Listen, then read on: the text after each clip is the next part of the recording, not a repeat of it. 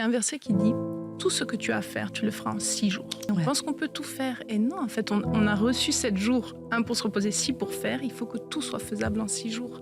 C'est un signe dans notre manière de vivre, de notre foi, en fait, aussi, dans le sens où il y a un autre verset qui dit respectez le Shabbat, car ce sera un signe que c'est moi qui vous sanctifie.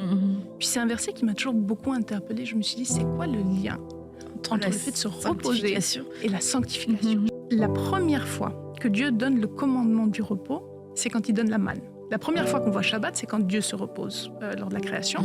Mais la deuxième fois on voit la mention de Shabbat, c'est quand Dieu va dire aux Israélites, je vous donne le double le 6e jour pour que le 7e jour vous reposiez. Et c'est là qu'on voit comment il y a l'idée de repos et de foi que Dieu va pourvoir. Dans le concret, dans le physique, mais même dans notre justice, dans notre sainteté, qu'on n'est pas dans une logique d'œuvre, on est dans une logique de prendre ce que Dieu nous a déjà donné. Il y a une sagesse de Dieu. Dieu s'est reposé au commencement avant la loi. Il y a une sagesse dans ce rythme qui montre que on ne gère partout, on fait confiance à Dieu, qu'on est capable aussi dans notre besoin de nous prouver, d'être quelqu'un, de prendre de la distance. Moi, je fais un gros lien entre repos et identité en Jésus-Christ aussi.